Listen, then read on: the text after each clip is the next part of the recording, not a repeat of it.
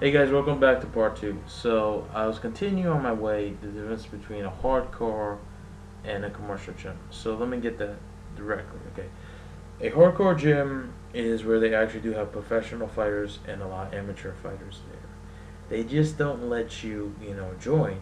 So let's just say you walk in. Let's say you're a 22-year-old kid or 18-year-old kid, right?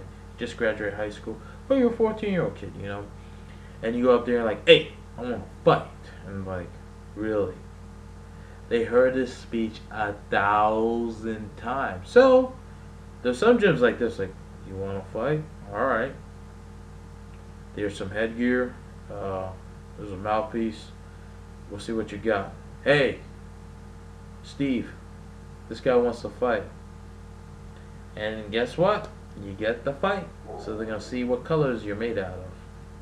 Either you're gonna take a, most likely you will take an ass whooping, or you might you might hit him back or something. But most likely you get killed. As the dude takes you to the ground, you're fucked. Maybe you wrestled in high school, but you probably didn't. Maybe you boxed a little. Maybe you did some taekwondo in your past. It's a totally different thing. Hardcore gyms, they teach you properly, and what they do is they're gonna coast you on a different level, right? There's some gyms like, is you want to learn to fight. There's Group A, that is the hobbyists, and then there's Group B, that they're fighters, and they don't just let the public in there. Now, some gyms they do let the public in there for hardcore gyms, you know, but most likely they make fighters train with fighters because unless you're really good in jiu-jitsu or boxing or kickboxing, that's the only way that's gonna really help them. But as you don't do shit for them, they're not gonna let you hop in with them because, like, dude, you're just wasting their time and you're wasting instructor time. Is you're a white belt and you're basically on your back and you don't have a terrible guard. You can't do a triangle. You can't reverse. You don't have no sweeps. And you have a purple belt on you, and the purple belt is basically just riding you like a surfboard. You don't do anything of them, or as they have a boxing ring, and let's say you box all the time, right? And this dude maybe box maybe 3 or 2 times a week, and you box 5 times a week, and this dude's just hammering you with freaking haymakers and hitting you in the ribs and the kidneys, and you're just getting tagged left and right. Well, you're not doing anything but making him a basically sponge.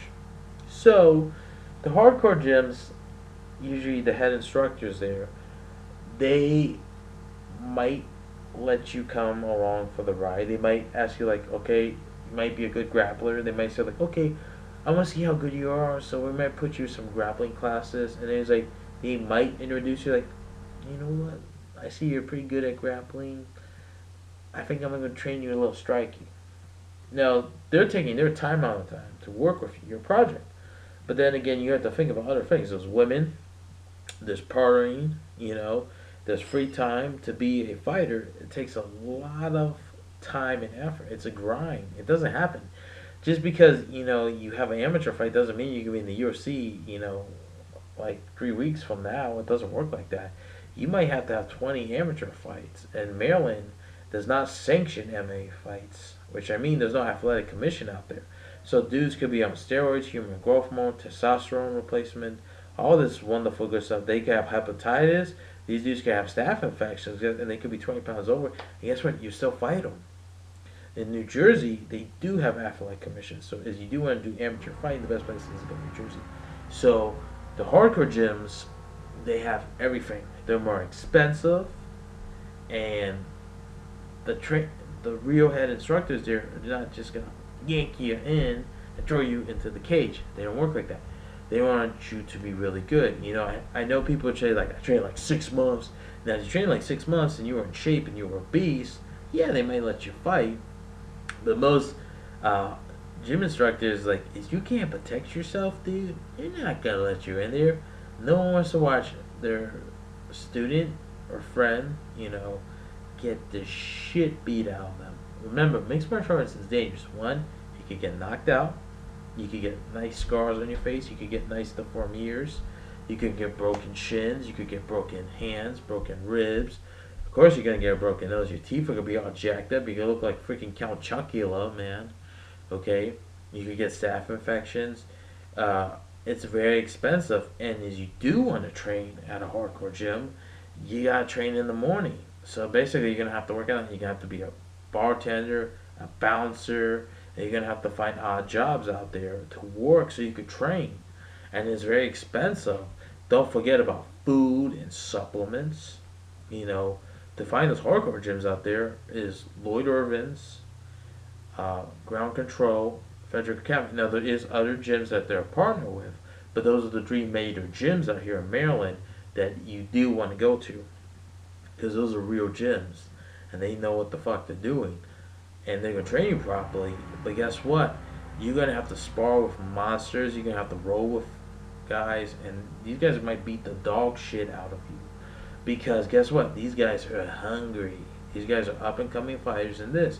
And guess what? Is you're a heavyweight or you're just a big guy and you're trying to lose weight? And they're like, hey, guess what? You're sparring with John. How big is John? Oh, John's 6'5" and he weighs 275. And how big are you? Oh, I'm 6 feet. I weigh 230. I'm trying to lose weight. No, you can spar with John today. You don't want to spar with heavyweight.